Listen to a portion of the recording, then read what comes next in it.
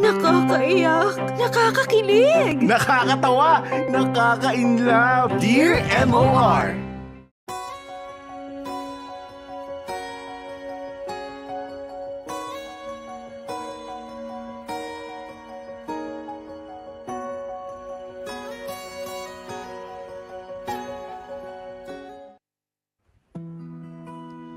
Dear MOR, magandang tanghali sa inyo mga kamarkada at lalong-lalo na sa inyo, Popoy at Bea. Ako nga pala si Ayesa, 29 years old. Kung tutuusin, bata pa naman ako pero pakiramdam ko ang tanda-tanda ko na. At para bang napakahaba na ng panahon na inilagi ko dito sa mundo. Sa madaling salita, pagod na ako, Popoy at Bea. Ilang taon na lang ang bibilangin, lagpas na ako sa kalendaryo, pero hindi ko man lang naranasan na ma-enjoy ang kabataan ko. Hindi ko naranasan ang maglibang, mamasyal, magsaya, o mag-travel gaya ng ibang kaedaran ko. Simula nung magkamalay ako, puro problema at pasakit lang yata ang dumating sa akin. Popoy at Bea, hindi naman ako pinanganak na mahirap. Kahit papaano, sapat ang kinikita ng mga magulang ko noong mga unang taon ng pagsasama nila. Na ibibigay nila lahat ng pangangailangan ko. Kaso nga lang, nalulong sa masamang bisyo ang mama ko noon. Sa pagsusugal. Naging dahilan yon ng madalas na pagtatalo nila ni Papa. At yun din ang naging dahilan ng napakalaking pagbabago sa buhay namin.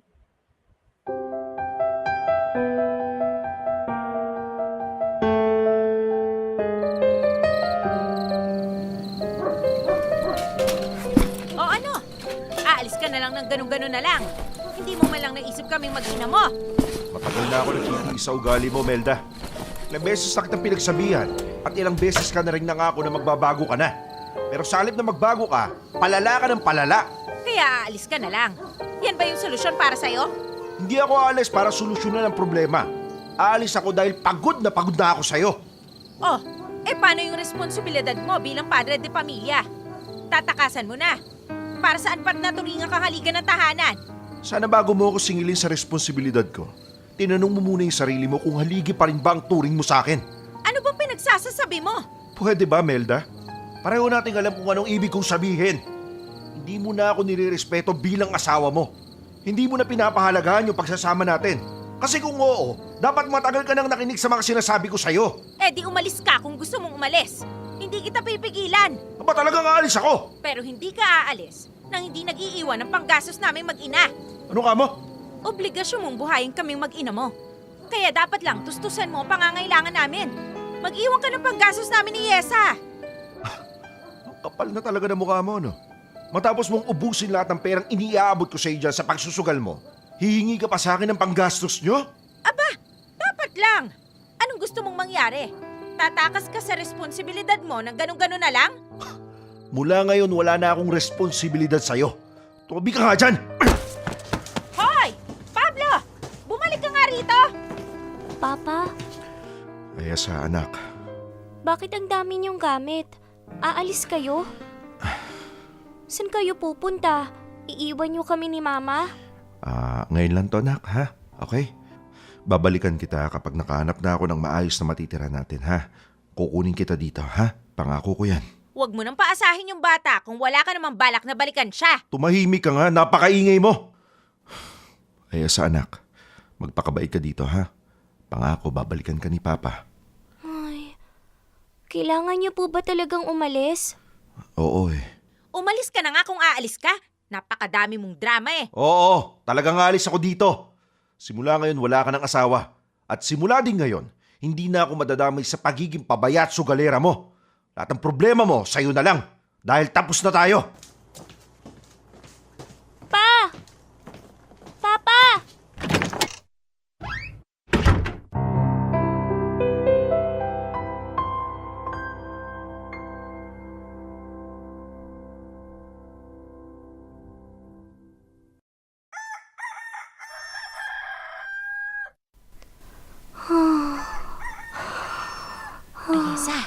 Ayesa, gumising ka na. Ayesa, bumangon ka na dyan. Mag-impake ka na ng mga damit mo. Po, Aalis na tayo rito. aalis? Saan tayo pupunta? Ang dami mo pang tanong eh. Sumunod ka na lang. Okay po. Yung mga importanteng damit mo na lang muna yung dalhin mo. Bilisan mo.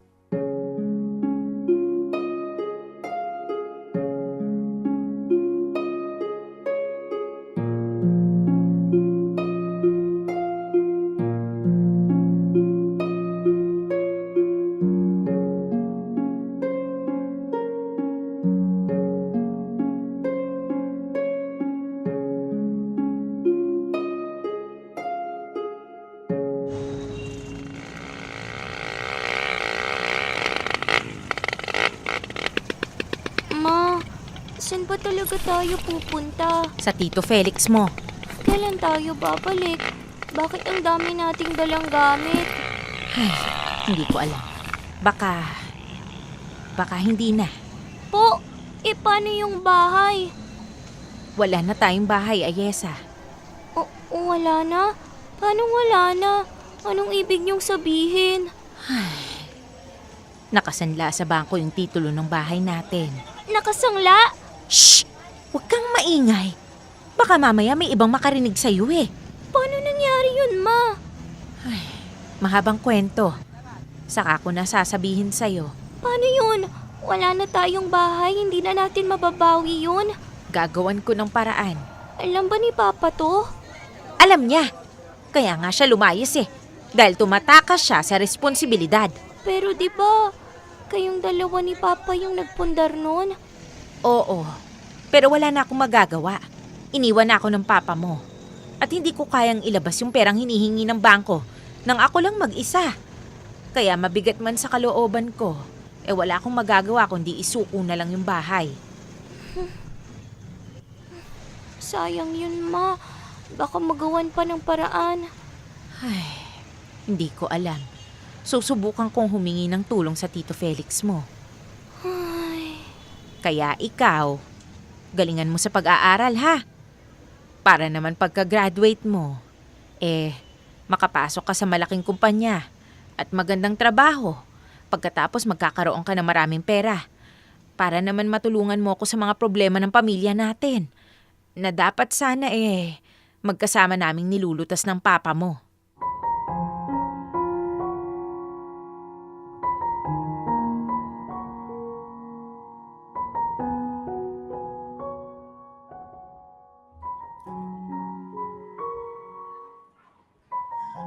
Popoy at Bea, hindi ko na mabilang sa kamay ko ang dami ng naging pag-aaway ni na Mama at Papa. Ilang beses na rin silang naghiwalay. Pero makalipas lang ang ilang araw, nagkakaayos sila at babalik na sa normal ang lahat. Akala ko, ganun lang ulit ang mangyayari noong huling beses na nag-away sila. Umasa ako na pansamantala lang ang paghahamon ni Papa ng hiwalayan at magkakaayos din sila kalaunan. Pero mali ang akala ko. Ilang linggo na kaming namamalagi sa bahay ni Tito Felix, pero hindi pa rin kami sinusundo ni Papa. Doon na ako kinutuban. Sa isip-isip ko, yun na nga siguro ang huling pagtatalo ng mga magulang ko dahil kahit kailan, hindi na sila magkakabilikan pa. Siguro nga masyado pa akong bata para maintindihan ang lahat ng nangyayari noon. Basta ang alam ko lang, umalis na kami sa bahay na naipundar ng mga magulang ko. Yung dapat sana pansamantala lang na pagtira namin kay Tito Felix, umabot na ng maraming buwan at taon. At sa tagal ng panahon na yon, halos hindi ko nakakasama ang mama ko dahil palagi siyang abala. Kung ano man ang pinagkakaabalahan niya, yon ang hindi ko alam.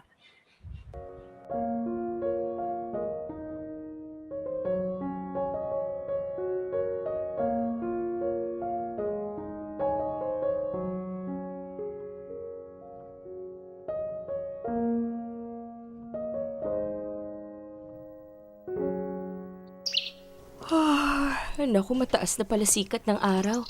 Tinanghali na ako ng gising, makapagtimpla na nga ng kape.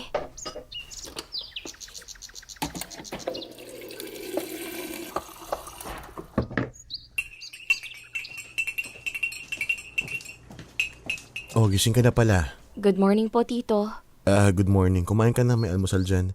May pandesal naman dyan tsaka peanut butter. Kapag hindi pa ako nakabalik agad mamayang tanghali, magbukas ka na ng sardinas dyan, ha? Okay po. Tito? Si Mama po, hindi pa rin umuuwi? Ay, nako, hindi pa nga eh. Hindi rin nagre-reply sa mga text ko. Sa'yo ba? Hindi rin po eh. Mamaya nga mag-load ka at tawagan mo. Ay, Diyos ko naman. Bakit kasi hindi na lang gumawa ng Facebook yun para madaling makontak? O siya, sige na. Mauna na ako, ha? Ikaw na munang bahala dito sa bahay. Sige po, Tito. Ingat po kayo.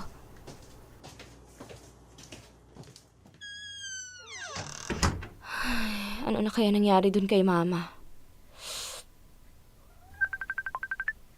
Oh, si Mang Jojo? Ba't kaya dito pa sa Facebook tumawag to? Hello po? Hello? Ayesa, good morning. Good morning din po, Mang Jojo. Pasensya ka na kung tumawag ako bigla. Wala pong problema. Bakit po pala kayo napatawag? Itatanong ko sana kung ano yung Facebook ng mama mo eh. Naku, wala pong Facebook si Mama eh. Bakit po? Kasi, hindi ko kasi makontak. Hindi nagre-reply sa text at saka hindi sinasagot yung tawag ko. Kahit ibang SIM yung gamitin ko, hindi sinasagot. Ganun po ba? May kailangan po ba kayo kay Mama? Oo eh. May utang kasi sa akin yung mama mo. 10,000. Po! Kung isasama ko yung interest base sa usapan namin, aabot na ng 15,000,000 yung utang niya sa akin. Si Mama talaga. Ayoko namang ikaw yung guluhin ko tungkol sa utang niya kasi minor de edad ka pa. Anong malay mo sa problema ng ermat mo, di ba?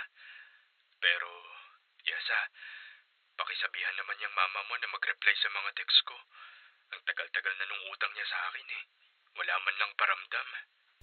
Ang totoo niyan, Mang Jojo, kahit sa amin ni Tito Felix, hindi siya nagre-reply eh. Pero mamaya, susubukan naming tawagan. Sige. Pakisabi naman ka mo. Parang awa niya na. Kailangan ko ng pera ngayon eh. Kahit yung principal ng utang na lang yung bayaran niya, kahit wag na yung interest. Sige po. Salamat ha. Kailan kaya ako pwede mag-follow up sa'yo? Hindi ko po alam eh. Pwede po kaya next week? Naku, masyado nang matagal yun eh. Bukas. Tatawagan ulit kita bukas ha. Makikibalita lang ako. Sige po. Sige. Salamat ulit. Pampihira naman si Mama mangungutang tapos hindi magpapakita. Nakakahiya. Melda? Melda, lumabas ka dyan! Melda! Oh, sino naman kaya yun? Ba't napakalakas ng bunganga ang aga-aga? Melda! Lumabas ka dyan sabi eh! Felix, sinabas mo yung kapatid mo! Mapuntahan nga.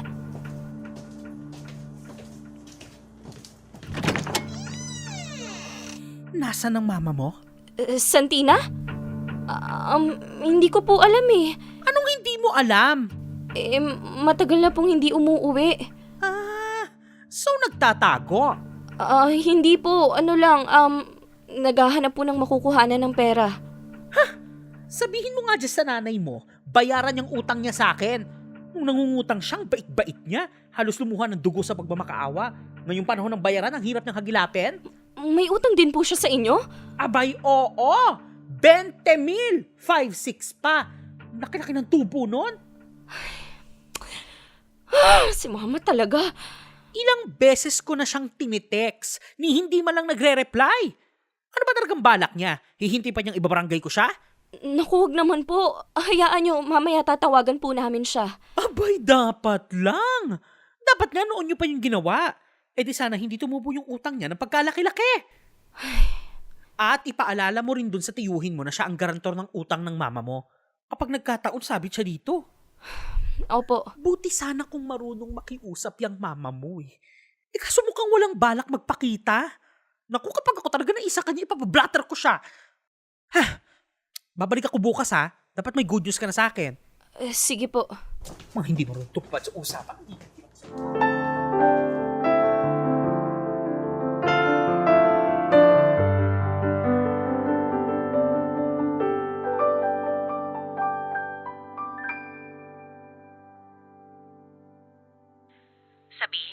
sa Tito Felix mo. Siya munang bahala dyan. Makipag-usap muna siya. Ma, nakakahiya na nga eh. Gusto nila bayaran nyo na sila. Ba't kasi kayo nagkaroon ng ganun kalaking utang? Ba't ba kasi nagpapastress ka sa mga ganyan? Kung umuwi kaya kayo at bayaran nyo yung mga utang nyo para hindi ako ma-stress. Wala akong pera, anak. Hirap na nga tayo sa buhay eh. Kita mo nga oh, kung saan-saan na ako nakakarating para lang dumiskarte. Ayun na nga eh, kung san-san kayo nakakarating, hindi namin kayo mahagilap tapos nag-iwan pa kayo ng problema. Kami yung ginugulo ng mga pinagkakautangan nyo dito. O basta, gagawa ako ng paraan. Kapag nagtanong ulit sila, sabihin mo, kukumpletuhin ko na lang yung pambayad ko at uuwi na rin ako dyan. Siguraduhin nyo lang, ma.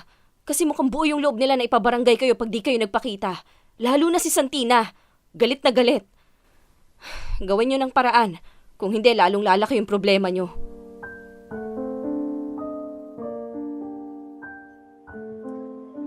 Popoy at Bea, maaga nga akong namulat sa mga problema na dumadating sa buhay namin ni Mama. Kahit hindi niya sinasadyang idamay ako sa mga pinagdadaanan niya, ganun na rin ang nangyari. Madalas kasi siyang wala noon. Ang palagi niyang sinasabi sa akin gumagawa siya ng paraan para matubos yung titulo ng bahay mula sa pagkakasangla sa bangko. Na siya rin naman ang may gawa kung bakit. Dahil kasi sa pagkakalulong niya sa sugal, nagkaroon siya ng malaking utang sa mga kakilala niya hanggang sa umabot sa puntong kinailangan niyang isangla ang bahay namin para makabayad sa mga pagkakautang niya. At ngayon, unti-unti nang bumabalik sa kanya ang lahat ng sakit ng ulo na bunga ng mga mali niyang desisyon. Popoy at Bea, nadagdagan ng mga problemang pinasok ng mama ko. Nakahiram kasi siya ng malaking halaga sa mga kaibigan ni Tito Felix. Kilala naman ang tito ko sa lugar nila kaya madaling nakautang ang mama ko. Ang buong akala namin gagamitin niya ang mga perang yon para matubos ang bahay namin. Pero hindi kami nakarinig ng magandang balita mula sa kanya. Sa halip ay nagtago siya at kami ng tito ko ang palaging humaharap sa mga pinagkakautangan niya. Hanggang sa isang malaking desisyon na naman ang ginawa ng mama ko.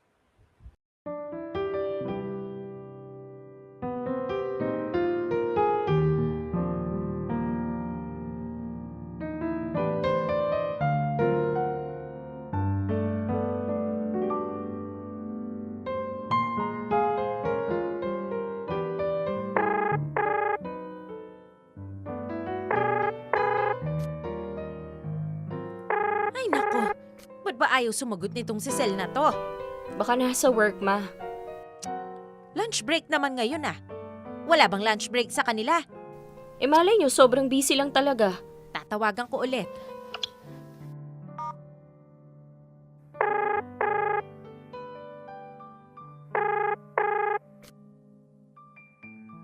Ay nako, wala talaga. Bakit ayaw talagang sagutin? Kung kailan kailangan eh. Try nyo kayang i-text muna. Ay nako, hindi na. Lalong hindi sasagot yon. Ihanda mo na lang yung mga gamit mo. Ma, magugulat yun pag bigla na lang akong dumating sa kanila nang wala man lang pasabi. Hayaan mo na. Tinatawagan natin, ayaw namang sumagot. Subukan nyo muna ulit. Hindi na. Pumunta ka na doon at saka ko na lang siya ulit kakausapin kapag nandun ka na. Ma, nakakahiya. Ba't ka mahihiya? Tita mo naman yon. Hindi naman ibang tao yon. Kahit na. Susunod ka ba o hindi?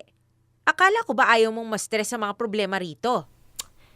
Kaso problema na naman tong ginagawa nyo eh. Sumunod ka na lang sa akin at para sa atin din naman tong ginagawa ko. Para sa atin? O para sa inyo lang? Hay nako, ang dami mong sinasabi. Pagdating ng araw, maiintindihan mo rin. Basta sa ngayon, sumunod ka na lang muna sa sinasabi ko. Ano pa nga bang magagawa ko? Sige na, dalian mo at baka abutan ka pa ng gabi kung hindi ka pa lalarga ngayon. Ipapadala ko na lang dun yung Form 137 mo at iba pang kailangan. Basta sa ngayon, ituon mo muna yung isip mo sa pag-aaral. Kapag nakaluwag-luwag na ako, kukunin din kita kaagad.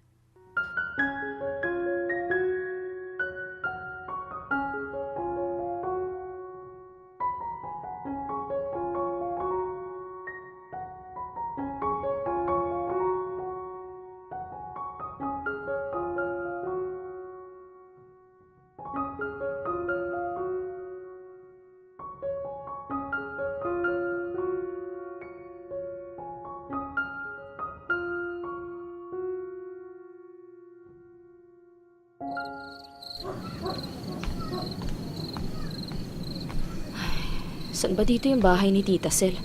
Sabi ni Mama, pink na gate daw eh. Tao po. Yesa? Tita Sel, salamat naman at nahanap ko rin yung bahay nyo. Anong ginagawa mo dito? Gabi na. Ano po kasi, pinapunta po ako ni Mama dito. Ha? Bakit daw? Hindi niya po ba kayo nakausap sa phone? Hindi. Hayaan mo na. Pumasok ka muna. Sige po.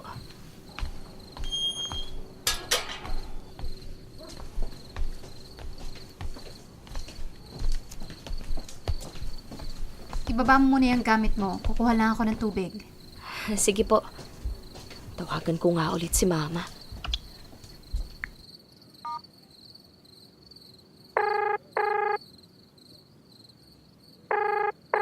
Hello? Hello, Ma. Nandito na ako kila Tita Sel. Okay, good. Anong sinabi niya? Nagtatanong kung ba't daw ako nandito. Hindi ko alam sasabihin ko. Hindi ba kayo nagkausap sa phone? Hindi nga sumasagot kaninang tanghali, di ba? Hindi niyo sinubukang tawagan ulit? Hindi. Pambihira naman yan si Ate Melda. Pinapunta ka dito mag-isa. Napakadelikado ng panahon ngayon. Buti sana kung hindi ka minor de edad. Oh, uminom ka muna ng tubig. Si Sel na ba yung nagsasalita? Opo. Oh, pakausap ako. Tita Sel, gusto daw po kayong kausapin ni Mama. Akin na. Hello, ate. Sel, kumusta? Okay naman, te. Bakit mo naman hinayaang pumunta si Yesa dito mag-isa? Ayun na nga. Meron sana akong ipapakiusap sa'yo eh. Ano yun? Ano kasi, baka pwedeng dyan na muna siya sa'yo. Pansamantala lang. O sige. Ayos lang naman. Wala namang problema dun. Kahit hanggang makatapos lang siya ng high school. Ha? Ano? High school? Ano yun? Dito siya mag-aaral? Oo sana. Okay lang naman, di ba? Teka lang ate ha. Pinapunta mo dito yung anak mo kasi gusto mo dito siya mag-aral. Oo. Nang hindi tinatanong kung papayag ako. Kung okay lang sa akin. Wala naman kasi kung ibang matatakbuhan kundi ikaw lang. Kaya bigla mo nilang pinapunta dito para wala na rin akong choice, ganon. Pasensya ka na, Sel. Hayaan mo. Magpapadala naman ako lagi ng allowance niya para hindi masyadong mabigat para sa'yo. Basta sa ngayon, kailangan ko munang mailayo siya sa akin. Kabi-kabila ang problema ko eh. Ayokong madamay si Ayesa. Sana man lang, kinausap mo muna ako bago mapapuntahin dito yung anak mo. Tinatawagan kita kaninang tanghali eh. Hindi ka naman sumasagot. Kahit na. Sana nag-text ka man lang o kaya nag-chat. Wala naman akong alam sa chat-chat na yan. Oo, sige na. Obviously, wala naman akong choice. Kahit gusto kong tumanggi, wala na rin ako magagawa at nandito na yung anak mo. Hayaan mo. Kapag nakaraos na ako sa mga problema ko, kukunin ko rin siya dyan agad-agad. Pwede ko na bang makausap si Ayesa? Kausapin ka raw ng mama mo. Hello, Ma. Yesa, nak. Magpakabait ka dyan sa tita Sel mo, ha? Ma, wala na ba talagang ibang paraan? Kung meron lang, anak, hindi kita ipapadala dyan. Akala mo ba madali lang para sa akin ang mapalayo ka? Kahit ako, ilang beses kong pinag-iisipan to. Basta sa ngayon, magtiwala ka lang sa akin. Makakaraos din tayo. Makukuha rin kita dyan. Konting tiis lang, anak, ha? Konting tiis lang.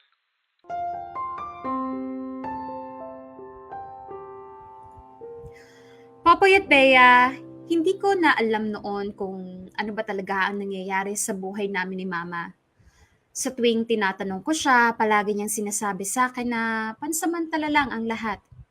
Na ginagawa niya ang lahat na makakaya niya para solusyonan ang mga problema. Na darating din ang panahon na makakaraos kami sa lahat ng pinagdadaanan namin. Kahit kailan, hindi ko nakitang nakangiti ang mama ko, Popoy at Bea. Bibihira na lang kaming magkita noon pero sa tuwing magkikita kami, palaging nakakunot ang noo niya o kaya naman malayo ang tingin. Alam kong nahihirapan na siya sa lahat ng mga pinagdadaanan niya pero wala akong magawa. Kung kasama lang sana namin si Papa, siguro hindi kami namamablema ng ganito. Popoy at Bea, kumapit ako sa mga sinabi ni Mama na makakaraos din kami balang araw. Palagi niyang pinapaalala sa akin na mag-aral ako ng mabuti at yun daw ang pinakamalaking tulong na magagawa ko. Kaya naman itinuon ko ang atensyon ko sa pag-aaral. Matataas ang mga naging grades ko noon. Nakakatawa man pero ang totoo, naisip ko na noon na sana pwede kong gawing pera ang matataas na marka para makatulong sa mama ko. Sa murang edad ko wala na akong ibang hinangad kundi makaraos sa lahat ng mga problemang meron kami at manumbalik ang dati naming maginhawang buhay. Dear M.O.R. Ang mga kwento ng puso mo. Dear M.O.R. Sinalo. Popoy at Bea, dahil nga wala ng choice noon si Tita Sel, pumayag na siyang doon muna ako tumira sa kanya. Ipinagpatuloy ko ang pag-aaral ko ng high school doon. Sa totoo lang, ang hirap para sa akin ang pagkakaroon ng bago na namang mundo. Panibagong eskwelahan, mga kaklase, at bagong tahanan. Ibang-iba ang ugali ni Tita Sel kumpara kay Tito Felix. Hindi naman sa masama ang ugali niya. Yun nga lang, hindi siya kasing lambing ng tito ko. Akala ko nga magkakasundo kami dahil pareho kaming babae. Pero hindi ko naramdaman ang mainit na pagtanggap niya sa akin. Hindi ko naman siya masisisi dahil alam kong napilitan lang siyang patuloyin ako sa bahay niya dahil sa ginawa ni Mama. Hindi ko na lang muna masyadong inintindihan tungkol doon, Popoy at Bea. Ang mahalaga naman, maayos pa rin ang pagtrato sa akin ni Tita Sel. Isa pa, mas itinuon ko ang isip ko sa pag-aaral ng mabuti. Nakasentro na ang isip ko sa obligasyon ko bilang anak. Ang makapagtapos ng pag-aaral at makatulong palang araw. Yun lang ang palaging tumatakbo sa isip ko.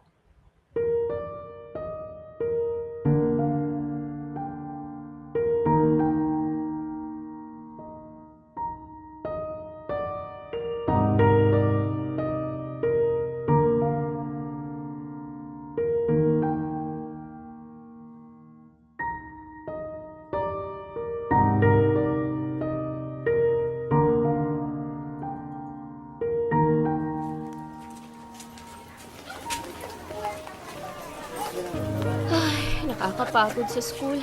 Sana naman wala nang masyadong hugasin sa bahay para naman makapagpahinga ako ng maayos. Nandito na po ako. Ate, tulungan mo ako. Kailangan ko makausap si Ate Melda. Ay nako! Hindi ko nga rin nakakausap Ni hindi nga na nga nagpapadala sa anak niya. Paano kaya yun? Ako yung namamblema sa mga utang niya Tito Felix? Yes, isang wakas dumating ka na. Baka naman sakaling matulungan mo ko. Bakit po? Ano pong problema at napadpad kayo dito? Yes, yung mama mo, hindi ko makontak. Po? Bakit? Ano po bang problema? Ginugulo na ako ng mga pinagkautangan niya. Nako, Ayesa. Yang mama mo, puro problema na lang ang binibigay sa amin. Sinubukan niyo na po ba siyang tawagan? Hindi nga sumasagutin. Kausap mo ba siya, ha? Opo, minsan. Pumunta nga ako dito kasi nagbabaka sakali ako na nandito siya. Ayun pala, hindi rin pala siya nagpapakita dito. Nako, parang nga wala siyang anak dito Wala man lang paramdam. Ni hindi ko malaman kung anong balak niya sa buhay niya. Tito, magkano na lang po ba yung natitirang utang ni Mama doon? natitirang utang. Hindi niya nga nabawasan yung mga utang niya dati, lalo pang nadadagdagan. Ngayon hindi ko na alam yung gagawin ko. Ako yung hinahabol ng mga inutangan niya. Po? Naku kung alam ko lang talaga na ganyan ang gagawin niya, sana hindi ako pumayag na mag-garantor sa mga utang niya. Ayesa, nasaan ba talaga ang mama mo? Sabihin mo nga sa amin. Hindi ko nga rin po alam, tita eh. Tawagan mo. Ngayon mismo. Sige po, wait lang po.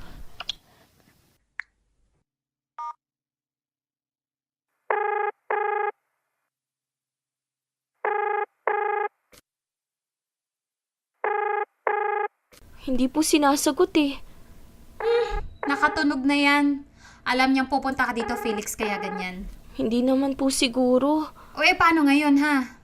Katakot-takot na problema ang binibigay niya. Tapos hindi natin alam kung saan siya hahagilapin. Subukan ko po ulit tawagan mamayang gabi, tita. Dapat lang. At sabihin mo kung gaano kalaking problema ang iniwan niya sa amin. Kami yung nahihirapan sa kagagawan niya. Samantalang siya, masarap ang buhay at patago-tago lang. Sabihin mo, magpakita siya agad dito. Opo, tita. Sasabihin ko po.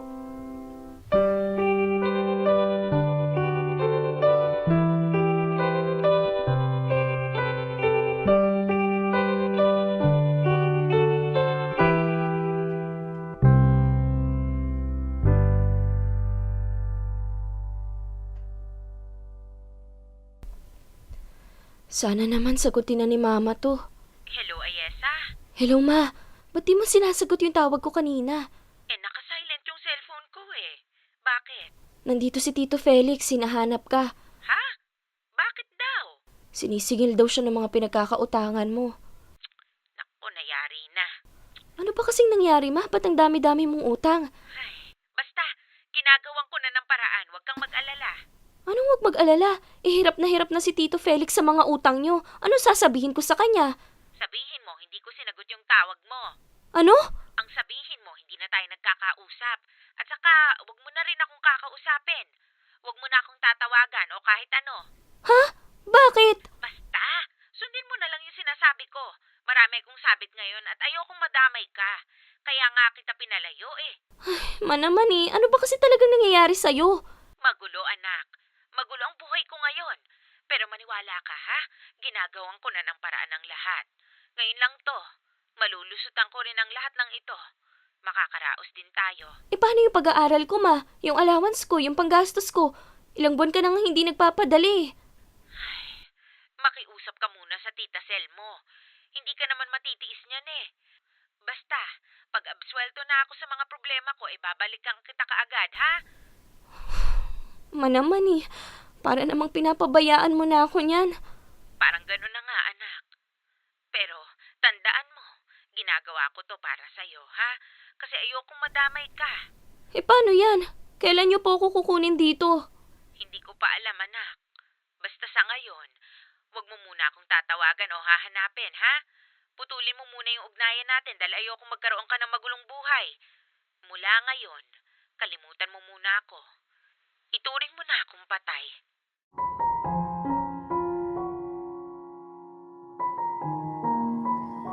Popoy at Bea, tinotoo ni Mama ang sinabi niyang puputulin niya muna ang ugnayan naming mag-ina. Matagal siyang hindi nagpakita o nagparamdam man lang. Wala akong natanggap na text o tawag galing sa kanya. Siguro masyado na siyang kampante na hindi ako papabayaan ni Tito at ng tita ko. Kaya madali niyang nakalimutan ang kaisa-isa niyang anak. Buti na lang talaga at nagkaroon ako ng mababait na tiyuhin at tiyahin dahil kung hindi, hindi ko na alam kung saan ako pupulutin ng mga panahon na yon. Sila ang kumupkop at nagpaaral sa akin hanggang sa makapagtapos ako ng high school. At doon na nga nag-umpisa ang malaking kalbaryo ko sa buhay. Popoy at Bea, dahil sa dami ng utang na naiwan ni Mama, kinailangan na ring isangla ni Tito Felix ang sarili niyang bahay para makapagbayad. Ipinangako ko noon na tutulong ako kay Tito at hindi ko hahayaang maulit sa kanya ang nangyari sa mga magulang ko. Kaya naman pagka-graduate ko ng high school ay naghanap agad ako ng trabaho bilang isang factory worker. Wala pang tumatanggap sa akin noon dahil 17 years old pa lang ako, kaya nag-umpisa ako sa pag-extra-extra lang. At noong 18 na nga ako, binugbog ko na ang sarili ko sa pagtatrabaho para makatulong sa pagbabayad ng mga utang na naiwan ni Mama.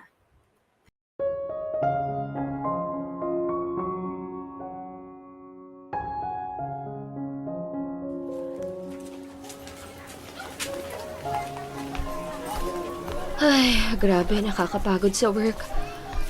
Buti na lang may long weekend ngayon.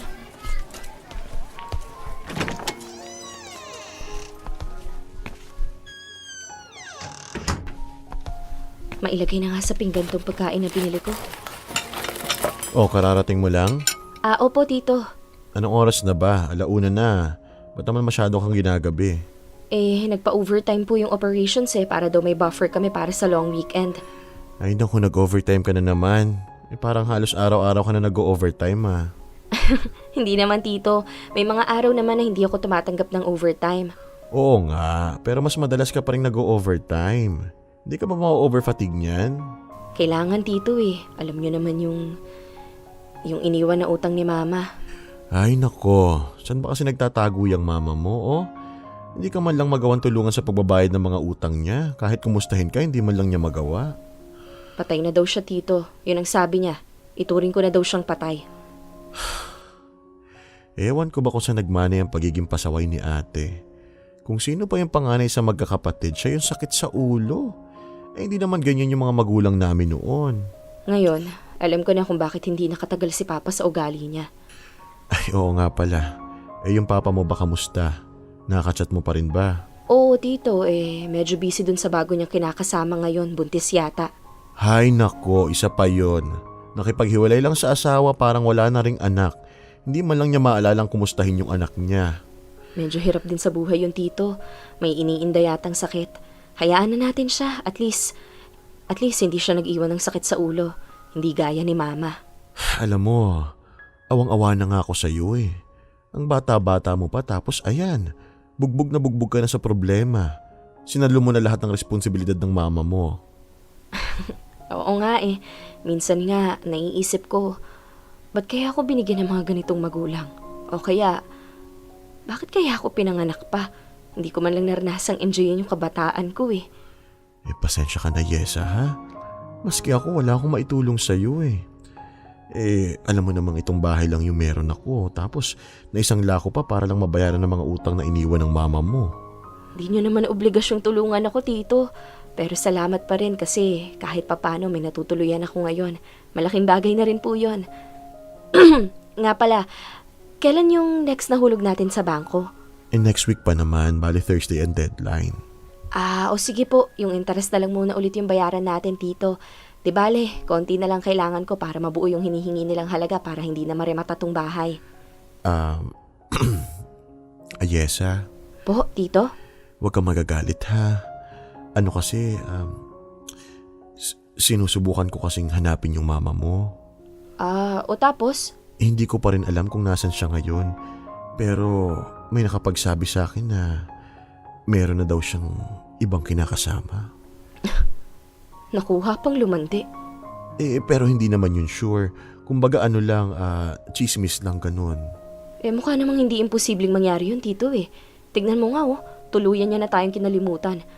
Wala man lang siyang pakialam kung kamusta na ba tayo. Kung nakulong na ba tayo dahil sa mga utang niya. Talagang tinalikuran niya na tayo. Nga pala, tito, kumain na ba kayo? Oo, tapos na. Next week, tito, pwede niyo ba akong samahan sa agency na nabanggit ni Sheila nung nakaraan? Agency? Opo, magbabakas sakali ako. Baka nasa ibang bansa yung kapalaran ko. Mag-a-abroad ka? Sana. Wala hindi umuusad yung buhay ko sa pagbabayad lang ng utang ni Mama. At least doon, mas malaki yung sasahurin ko. Pero malaki rin na magagastos mo. Kailangan sumugal, tito. Hindi na ako umaasa nagiginhawa yung buhay ko dito. Kita nyo naman, trabaho at bahay na nga lang yung takbo ng buhay ko. Papagurin ko na rin lang yung sarili ko sa pagtatrabaho. Di doon na ako sa mas malaki yung sweldo, di ba? Saka malay nyo, swertehin ako. Baka makapangasawa pa ako ng ibang lahi. O edi mahahaluan palahi natin, di ba? Sira. Pero kung sa bagay, mas maraming ang opportunity sa ibang bansa. Oo naman ho, basta masipag ka lang daw doon at hindi ka na mamili ng trabaho, makakaipon ka talaga. Basta wag mo kaming kakalimutan dito ha. Baka mamaya mag-asawa ka na doon tapos hindi mo na kami maalala. Huwag kayong mag-alala, Tito. Dito ko pa rin gustong tumanda at bumuo ng pamilya. Sa ngayon, uunahin ko lang munang linisin tong mga sabit ni Mama. Pag nakaluwag-luwag na ako, damay ka sa pagginhawa ng buhay ko. Bait mo kaya sa akin? Talaga lang ha. Oo, Tito. Di magtatagal. Matutubos din natin tong bahay mo. Makakabalik din tayo sa maginhawang buhay. Konting tiis na lang.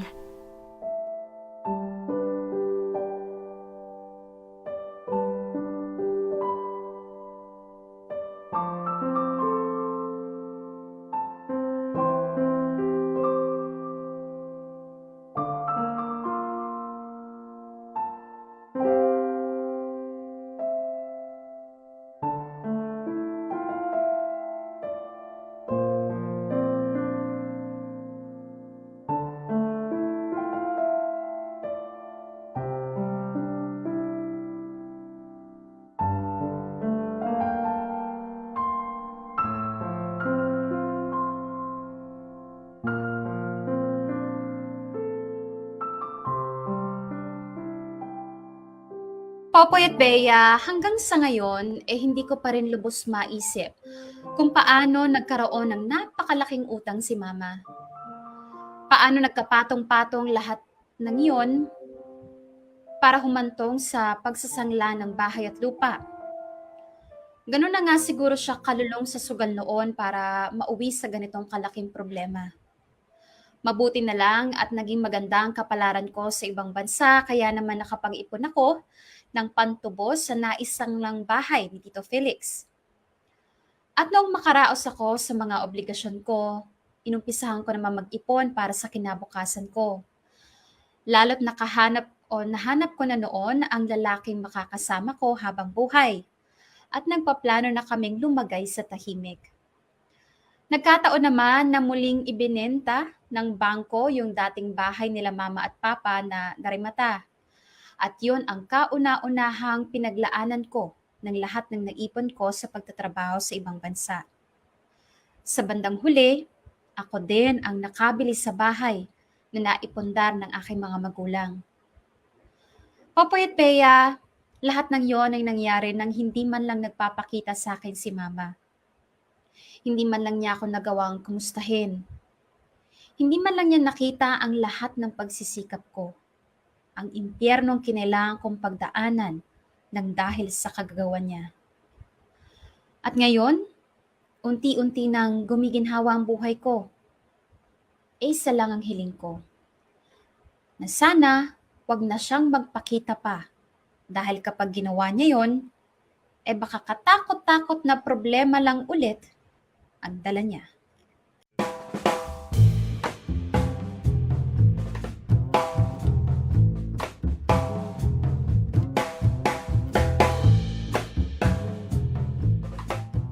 Cheers! Para sa pamangkin naming bagong kasal. Cheers! Salamat, Tita Sel, Tito Felix. Pasensya na kayo ha, simple lang yung celebration. Ito kasing si Henry ayaw ng magarbong kasal. Nohan, ikaw may ayaw ng magarbong kasal. Remember, I insisted na sa simbahan tayo magpakasal? Ang sabi mo, civil wedding lang ang gusto mo. Oo nga pala. Mas practical kasi yung magagastos natin sa simbahan at sa reception, idagdag na lang natin sa ipon natin, di ba? Okay lang yan. Mas maganda nga yung ganyan eh. Mas simple, mas intimate. Walang masyadong mga pakialamero sa buhay, di ba? True. At saka worth it naman yung pagtitipid nyo kasi look, nabili nyo ulit sa bank itong property ng Mama at Papa mo, Ayesa. Oo nga. Sobrang big achievement nun. Oo nga po it has come full circle talaga. At ngayon, dito na rin tayo titira. Thank you talaga sa iyo, Han. Kung hindi dahil sa lahat ng sacrifices mo, malamang hindi natin mabibili to. Hindi lang naman ako yung nagpakahirap para dito Ikaw rin. Sa atin to. Ito ang kauna-unahang baby natin. So ano, Kailangan ba naming umuwi ni Ate Sel para makapag-solo kayo ngayong gabi, ha? Uy, Tito, hindi. Dito lang kayo. Kasama namin kayo sa pag-celebrate ng special occasion na to. Hindi pwedeng mawala kayo. Eh paano yung honeymoon nyo? Saka na yun, tita. May nakabook na kaming out of town ni Henry. Basta ang gusto namin, kasama namin kayo ngayong gabi, okay? Okay. Alright. O di bumili na tayo ng maiinom. Itodo na natin ang celebration, di ba? Go! Ngayon lang to.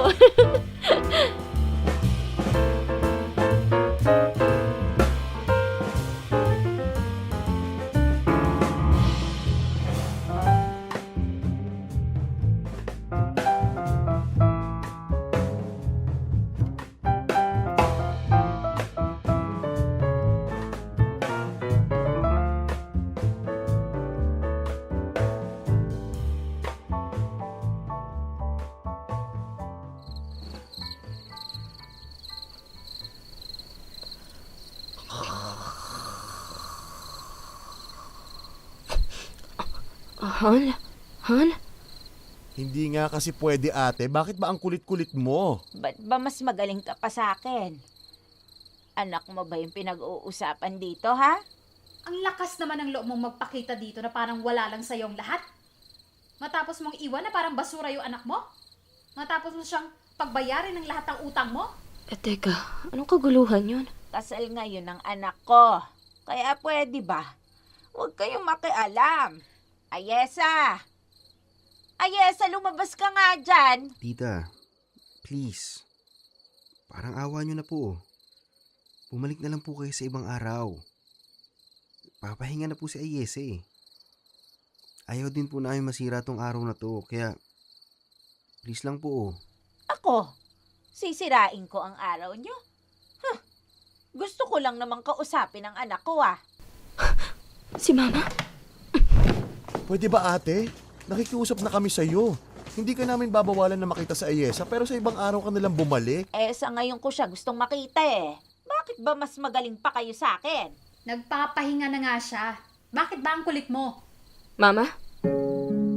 Oh, gising na pala Ayesa ko eh. Ayesa, anak. Kumusta ha? Kinasal ka na pala. Congrats. Anong ginagawa niyo dito? Ito naman, nandito lang ako para batiin ka eh. Sa bagong buhay may asawa. At sa pagkakabawi mo rito sa bahay natin. Bahay namin, hindi ka kasama dun. Grabe ka naman. Nakalimutan mo na agad na nanay mo ko ah. Dahil ba maginhawa na yung buhay mo kaya hindi mo na... Kalimutan mo ng nanay mo ko, ituring mo na akong patay. Yun ang sabi mo sa akin, di ba? Ano nangyari? Bakit nabuhay ka? Ang sakit mo namang magsalita, anak. Masakit? Yung ginawa niyo sa akin, hindi ba masakit yon? Ginawa ko lang naman yun kasi ayoko nang madamay ka sa mga problema ko noon. Pati yung pagtalikod niyo sa akin? Pati yung pag-iwan niyo sa akin ng napakalaking utang? Alam mo ba kung gaano kahirap ang naging buhay ko nang dahil sa'yo? Tapos ngayong nakakaraos na ako, saka kababalik at tutubusin ako ng parang wala lang? Na parang pagmamayari mo ko? Ayesa, anak. Sana tinutuo mo na lang yung mga sinabi mo. Sana nga nanatili ka na lang patay sa alaala naming lahat. Hon, tama na. Don't let her ruin your day. Ayesa, bumalik ka na sa loob. Kami nang kakausap sa mama mo. Hindi, Tito. Matagal ko na gustong mangyari to. Matagal ko nang gustong makausap tong kapatid nyo para ipaalam sa kanya lahat ng pagpapahirap na binigay niya sa akin.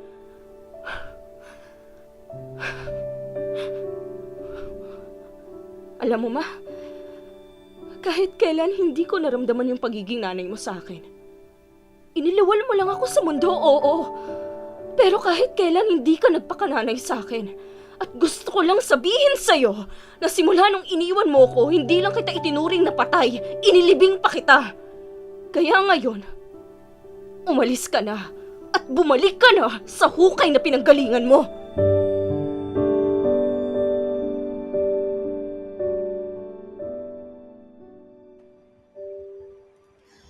Popoy at Bea, hindi niyo naman siguro ako masisisi kung magtarim ako ng matinding galit sa mama ko, di ba? Kahit kailan hindi ko naramdaman ang pagmamalasakit niya sa akin. Sa halip, siya pa ang naging dahilan ng paghihirap ko. Nang dahil sa kanya ay hindi ko naranasan ang magkaroon ng masayang kabataan. Para akong ipinanganak para saluhin ang lahat ng problema niya. At habang buhay kong pagsisisihan ng mga panahong nawala sa akin nang dahil sa mga obligasyong iniwan niya. At mas lalong hindi ko matanggap na ginulo niya ang araw ng kasal ko na dapat sana'y isa-isang masayang araw sa buhay ko. Kaya naman hindi na rin ako nakapagtimpe at sumabog ako sa galit. Noon ko lang nailabas lahat ng sama ng loob na naipon ko sa mahabang panahon. Popoy at Bea, alam kong medyo napasobra din ako sa pagbitaw ng masasakit na salita sa mama ko. Nung gabing yon ay umalis din si mama at hindi na ulit nagpakita pa. Hindi na siya ulit nagtangkang kausapin ako para humingi ng tawad. Hanggang ngayon ay nakakaramdam pa rin ako ng guilt dahil sa mga nasabi ko. Pero alam ko rin na hindi pa ako handang patawarin siya. Ibinahagi ko ang kwentong ito dahil gusto kong malaman kung ano ang masasabi nyo at ng iba pang mga kamorkada. Dapat ko na bang kalimutan ang mga atraso sa akin ng mama ko at kusang ibigay sa kanya ang kapatawaran? Kahit na alam kong hindi pa ako handang ibigay yon sa kanya. Kaya ko bang dayain ang sarili ko at magpatawad ng isang taong hindi ko pa handang patawarin? Hanggang dito na lang ang sulat ko, Popoy at Bea. Araw-araw ako mag-aabang na mai-air nyo ang kwento ko. At magbabakasakaling isang araw, itong sulat ko ang babasahin nyo. Pagpalain pa sana kayo ng Panginoon. Lubos na gumagalang, Ayesa. Dear M.O.R. Ang mga kwento ng puso mo. Dear M.O.R. Sinalo.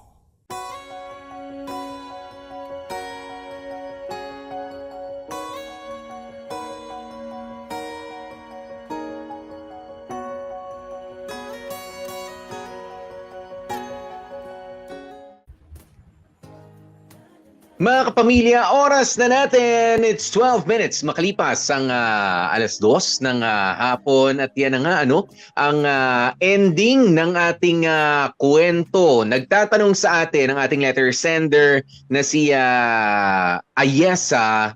Ano bang gagawin ko? Ano bang gagawin ko sa nanay kong napakabait, napaka-supportive, laging nandyan para magpaalala na ang mundo ay hindi perpekto at ito'y punong-puno ng problema. Na-lighten up natin, parang ang bigat kanina, no, Bea? Parang wala nang ibang binigay yung nanay niya kundi sakit sa ulo. Buti sana kung neto na lang lumaki siya. Hindi, mula nung pagkabata. Di ba, mula pagkabata ay pinaranas na sa'yo, nasira ang pamilya. Nang dahil sa, sabihin na natin, kalokohan ng kanyang nanay. Di ba? Sa pagkawili sa sugal. Ayan. Kaya nagkasira nung tatay. And then, nung mga sumunod, nagkanda utang-utang na doon kay Tito Felix, kay Tita Sel. Matindi yung ginawa, pinapunta lang siya ron sa tiyahin. Tapos, hindi niya alam kung ba't siya pinapunta ron actually. Yung pala, kumbaga, ipinapasa na yung responsibilidad. Yes, ipinapasa na yung responsibilidad. But then, doon sa katanungan nga ng ating letter sender, ano bang gagawin sa nanay ko? Patatawarin ko ba siya? Alam mo, kailangan magpatawad eh. 'Di ba? Kailangan. Kung kailan, hindi ko alam, Ayesa. Para sagutin na agad yung katanungan mo. But then again, remember, ikaw ay maraming hirap na pinagdaanan ng dahil sa iyong nanay. 'Di ba? If you come to think of it, yes, you are right. Pero naging maayos ang buhay mo ng dahil sa pagsusumikap mo, 'di ba? Nang dahil sa pagtiyatiyaga mo, marunong kang pumili ng mga taong sasamahan at marunong kang at naturuan ka ng nanay mo na kumbaga naging ehemplo siya, hindi magandang ehemplo ng isang tao na ayaw mong na hindi mo dapat tularan. 'Diba? Hmm. So, bottom line is, may naitulong ba siya sa'yo? Yes. 'Di ba? She presented yung mga hindi mo dapat gawin at mga dapat mong iwasan. Kung nasan ka ngayon, may kinalaman pa rin ang nanay mo doon.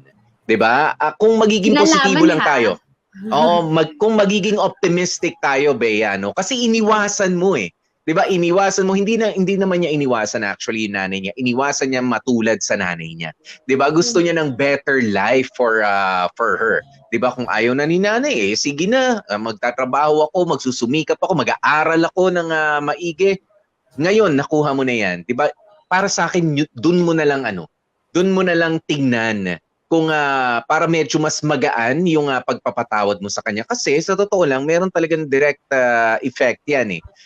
Naging matatag ka ng dahil pa rin sa nanay mo. 'Di ba?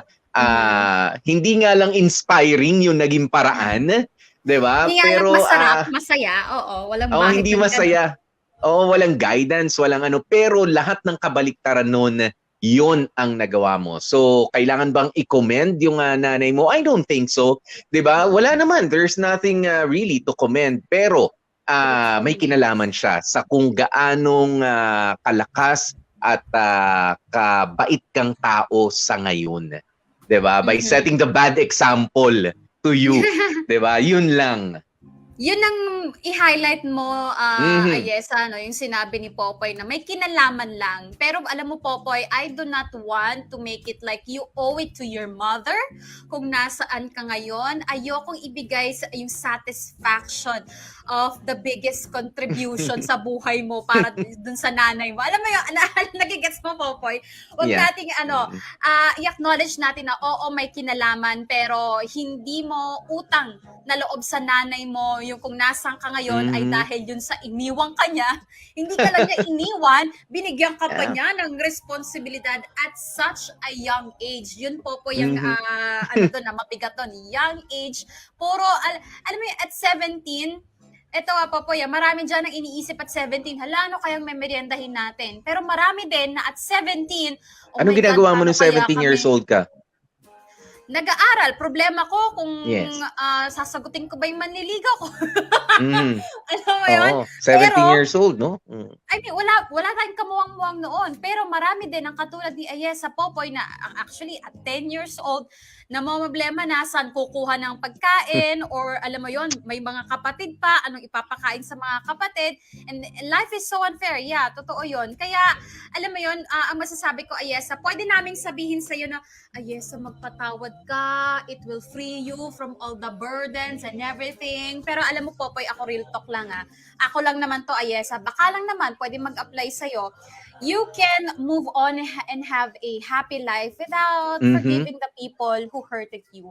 As long as halimbawa, Popoy, ako, meron tayong isang tao dyan na ang daming ginawang di maganda sa akin. Napatawad ko na ba siya? Hindi naman. Pero iniisip ko ba siya? Hindi din. Minsan nga nakakalimutan ko, nag-e-exist pala yung tao na yun. Alam Wala na siyang epekto. Wala na siyang epekto. Pero alam mo, hindi ko naman siya napatawad. Hindi rin naman siya humingi ng tawad. Gaya nitong nanay ni Ayesa na, alam mo yun, sinindak lang ni Ayesa ng isa. Hala, bigla nang nawala. Hindi Nawala na naman. Talagang inabala lang yung pagpapahinga niya, no? Sa araw ng kasal niya. Sa araw na manggugulo lang ulit ako. Oo, kasi ito na yung, ito na yung purpose ko sa buhay. Manggulo ng buhay ng ng mga taong diba? Tapos hindi na nga nagpakita. So, alam mo yon, huwag ka nang maroblema kung patatawarin mo pa yung nanay mo kasi hindi naman humingi ng tawad yung nanay mo at wala namang pagsisisi dun sa part ng nanay mo. Ang isipin mo na lang is how you can actually, kasi may mga tao namang ganun nakaka-move on, nagkakaroon ng maganda, masayang buhay, full of love and fulfillment na hindi naman na pinapatawad yung mga taong nagkakasala sa kanila. Parang ini-etsapwera na lang, nakakalimutan na lang nila, hindi na nag-e-exist sa buhay nila yung mga ganong tao. Kaya huwag kang ma-pressure, Ayesa. Kung hindi ka ready, kung alam mo yun, kung pipilitin mo din naman yung sarili mo, huwag mo nang isipin yung mga patapatawad na ganyan. I-enjoy mo muna yung buhay mo ngayon dahil my God, sa wakas may bahay ka na, may asawa ka pa. Alam mo yun, yung mga ganito na lang, yung mga hindi mo naranasan nung kabataan mo, like pamasyal, bumili ng mga ganitong damit, kung alam mo yon, gawin yung mga, alam mo yon, adventures things na dapat sana nagawa mo na kabataan mo, gawin mo na ngayon with your husband. Diba? Yun na lang ang pagtuunan mo ng pansin. Huwag mo munang stressin yung sarili mo dun sa nawawala mong nanay na hanggang ngayon, Popoy, hindi natin alam. Nasa na naman kaya itong nanay ko? Diyos ko. Alam mo, nag-agree ako sa iyo, Bea, no, dun sa sinabi mo na sige, no pressure kung patatawarin, pero linawin lang natin ha. Ewan ko, si Bea kasi sabi niya kanina, wag mo nang patawarin kung ayaw mong patawarin. Pero sa akin kasi, patawarin mo pa rin, patawarin mo pagdating ng panahon na talagang bukal na sa puso mo. Kasi nanay mo yan eh. 'Di ba nanay mo yan? Sa birth certificate mo nandun ang pangalan niya. Maaalala mo siya. 'Di ba? Habang nagpapatuloy tayo sa buhay, sa ating trabaho, 'di ba? Sa kung ano-anong requirements, mangungutang tayo sa bangko nandun. Susulat mo pangalan tatay mo, pangalan ng nanay mo. Alangan man lagi, dahil sa hindi mo siya pinatawad, lagi na lang kada isusulat mo pangalan ng nanay mo, nagagalit ka. 'Di ba? Dahil masama ang loob mo sa kanya. Pero alam mo, yung forgiveness, kahit, sabi nga natin, kahit hinihingi sa'yo o hindi, you owe it to yourself. 'Di ba? Yung forgiveness niya para gumaan yung buhay mo. Pero ngayon, na medyo talagang mabigat, masama pa yung loob, kasi ramdam pa natin eh. Kasi actively or inactively, Bea, 'di ba? Inactively, yung nanay niya ay in absentia. 'Di ba? Wala naman talaga. 'Di ba? Lulubog, lilitaw, madalas lubog. Lubog na nga sa utang nung iniwanan mo, ngayon hindi pa lumilitaw rin. Kaya mahirap nga naman din kasing patawarin ng isang tao na hindi mo nakikita yung pagbabago. 'Di ba? Totoo naman 'yan. Kahit ang masakit pa nga diyan, lalo't kapamilya mo, lalo't magulang mo pa. 'Di ba? Na ang mga magulang is supposed to be yung tayo yung tinitingala, tayo yung tinitingnan bilang mga ehemplo ng ating mga anak. 'Di ba? Ng katatagan, ng pagmamahal, ng respeto, ng diskarte sa buhay, tayo ang tinitingnan. Kaya 'di ba, may this story be a lesson also to all the parents na mga nakikinig sa atin na meron ho talagang direkta at malaking epekto ang pagpapalaki at yung ating responsibilidad sa buhay sa ating mga anak. 'Di ba? Yung mga nakikita nila, buti na lang ito, no? I'm not trying to romanticize o pinagaganda yung masamang ginawa nitong nanay ni Ayesa kanina doon sa mga sinabi ko. 'Di ba, na naging masama siyang ehemplo, kaya si Ayesa naging maganda ang buhay nang dahil iniwasan yung masamang ehemplo ng kanyang nanay. Nagkataon lang na maganda yung mindset ni Ayesa. 'Di ba, na ayokong matulad kay nanay, ayokong mahirapan, ayokong ganyan. Kaya siya pinush yung sarili niya mag-aral, makapagtrabaho, makahanap ng maayos na partner, dumikit sa mga tamang tao, 'di ba? Habang kailangan niya pa ng tulong, and thankfully nandiyan si Tito Felix niya at si Tita Sel. Ayan, pero there will really the time should really come, 'di ba? Na patawarin mo na rin. Kasi siya, yun yung mga choices niya eh. And I hope you choose to forgive sooner or later. Yes, no pressure sa ngayon. Tama, i-enjoy mo na lamang muna. Ano ba yung mga na-miss mo? Of course, marami kang, don't get me wrong, Bea, pero marami na kasi mga hindi mo na talaga mararanasan. Kung nung teenager ka, hindi mo naranasan ito, hindi mo naranasan yun. Hindi mo na mababalik. Hindi mo na mababalik yan. Pero, kahit pa paano, mapapalitan natin ng magagandang memories, yung dahil medyo guminhawa ka na sa buhay, hindi ka nahirap, yun na lang, 'di ba? Don't live a life of regret. Life is too short. 'Di ba? Parang kahapon lang, Bea, nag-uumpisa ako mag-DJ sa MOR 2005. Ngayon anong taon na? 2022 na. Patapos na naman ang taon natin, bibilang na naman ang isang taon. Feeling ko, ang thunders ko na. Parang kahapon lang, 'di ba, nung pumasok si Bea, feeling ko isa ako sa mga batang DJ. Ngayon, ngayon, ako na yata isa sa pinakamatanda dito. At Popoy, 'di ba, sa mga akalain mo, dati 25 tayo. Ngayon, tatlo na lang tayo. Correct. Ang dami namin dati. Teka lang naku baka nagkakalimutan tayo, nakafocus tayo masyado dun sa nanay. Naalala ko lang, nasan yung pudra? All this time. Wag lang natin palang adikdikin yung nanay, dikdikin din natin yung pudra. Actually, alam mo nawala yun, sa eksena, no? nawala rin sa eksena na alam mo yon pagkatapos niyang iwan yung Mudrakels gumawa agad-agad ng sariling buhay na, sariling pamilya na. So nawawala din yung tatay, hindi rin naman tinulungan, hindi naman nasabi na tinulungan si Ayesa, 'di ba, nung tatay.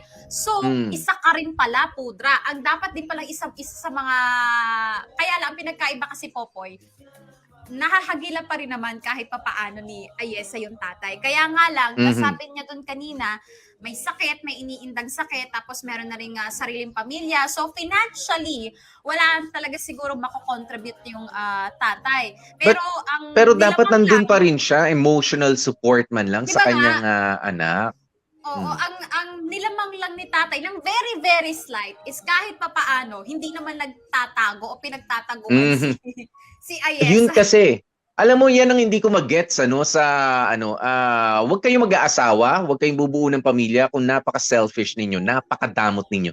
Alam mo, itong nanay ni Ayesa, Bea, ito yung mga taong childish, 'di ba? Isip bata at madamot. 'Di ba? Makasarili. Actually, makasarili. Na ay nako, wag mo na biruin mo, sabihin mo sa sarili mong anak, ituring mo na akong patay. Tapos sa kasal ko darating ka. Excuse me, Nay. Inilibing na narinig mo yung sabi ni Ayesa, Nay, hindi ka lang patay, inilibing na kita, kinalimutan na kita. Dahil 'di ba, iniwasan mo ko. Wag po ganun. Kung hindi kayo ready maging magulang, wag kayong maging magulang. 'Di ba? But at least kung hindi nyo kaya ipasa na maayos sa ibang responsibilidad, katulad nung hindi nga maayos yung buti maayos yung kapatid ng nanay ni Ayesa. Sinuwerte na maayos yung mga kapatid. Sinuwerte. Ipasa ang responsibilidad, pero sabi ko nga, kung hindi kaya maging magulang, at least, 'di ba, maging magalang naman. 'Di ba? Buhay pa rin. Dapat may respeto ka doon sa ipinapasa mong anak. 'Di ba? Pinapasa mong responsibilidad para sa anak mo. Ganun. Hindi ko ma-imagine. Itong nanay na to. Parang happy-go-lucky, no? Parang padala lang, package padala. Eto package yung anak ko, ikaw nang bahala Sabay biglang nawalay na. I really cannot imagine. So, Ayesa, sana meron kang natutunan sa mga chika natin. Sandali, Bea. Si Aisaline Belna, sabi niya, same tayo. Kinamuhian ko ang ina ko. O hindi lang galitan, muhi. Ayan. Pero sa ngayon, pinatawad ko na siya. Mas masarap mabuhay na wala kang daladalang matinding sakit sa kalooban. True. Isaline Belnas, maraming salamat sa iyo. Yan yung sinasabi ko, Bea. 'Di ba, humingin man sa iyo ng tawad ang isang tao o hindi, pero patawarin mo na rin siya. You owe it to yourself. Para sa sarili mo yung pagpapatawad, hindi para sa kanya. Ikaw ang magiging masaya ng dahil sa pagpapatawad. I'm telling you. Correct, Chi. Ganon din ang chika ni Gail Enriquez. Pwede naman magpatawad kahit hindi humihi ng tawad yung tao. Mas masarap pa rin mabuhay nang mapayapa yung kalooban mo. At Renny Boy, teka lang kumalma ka lang, eto na, malapit na yung sorpresa ko, teka lang. Magbabasa lang kami ng chika nyo. Si Annabel de la Peña Bongo, maging aral sana itong kwentong to, higit sa lahat sa mga magulang at sa mga magiging magulang pa. Ayan. Ito pa, Emerson. Ayan, Emerson Relampago, sabi, hindi kita masisisi na nakapagbitaw ka ng masasamang salita sa iyong mama. Kailangan nating mapatawad naman siya para lubos tayong maging masaya sa sarili natin. Huwag mo hayaan na mawala yung mama mo.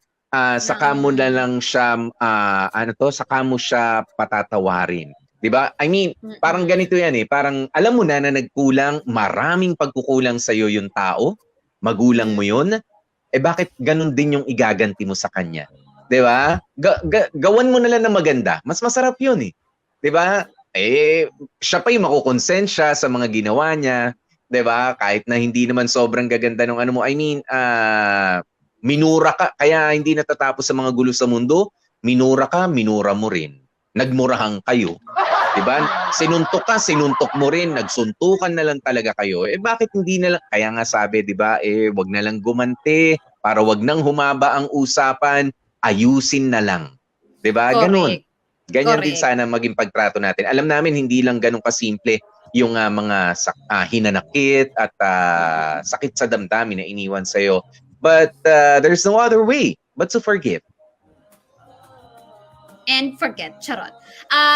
Eto na, Ayesa, maraming salamat sa iyong pagpapadala ng sulat. Na-appreciate naman yan ng bonggang-bongga. And for sure, maraming sa mga kamarkada natin ang merong lesson na natutunan. At dahil dyan po, pasalamatan natin ang mga nagsigana for today's video. Ayesa, Cindy Bacena yan, si Nanay Melda, Jamie Rubio, ang kanya namang tatay, si Pablo, Jag Kamat, si Tita Sel, ako po yan, si Tito Felix, Dan Capuchon, si Jojo Warley Alagao, si Santina Chan Palma, at si Josawang Henry, si Makoy Marcos. Ang tumanggap po ng letter na ito ni Ayesa, si Warley Alagao, at ang nag-edit, syempre, Joko Loco. Maraming salamat, guys. Galing. Maraming salamat, dear MOR team. Eto na, ang daming atat. Doon sa mga lumayas na, sorry kayo. Yung mga nandito, eto na nga mga kamorkada, ang aming sorpresa para sa inyo. Sana maging magandang panapos ng inyong linggo. Kaya, ano pang hinantay natin? Ay, sige, magpaalam muna tayo, Popoy. Oo. Oy, wag niyong para sa mga gusto makapanood ulit, balikan lamang dito sa ating Facebook, MOR Entertainment, 'di ba? At sa Dear MOR Facebook page ang ating mga kwento na na-miss ninyo ngayong buong linggo, at syempre nandiyan din ang Spotify at ang Apple Podcast para sa Sabado at Linggo na pakikidawdaw. Ayan, pagbababad ninyo dito sa amin sa Dear MOR Stories. Alrighty. Ayan, at syempre, nakasama nyo nga po ang inyong mga lingkod. Hi, ako po ulit si DJ P. DJ Popoy, that's my hi. Popoy. At syempre nakasama rin po ang magandang dilag ng buhay niyo. Gorgeous B, Bea po. Ay! Stay safe, stay healthy, at kahit ano ang mangyari, mga family, please stay happy.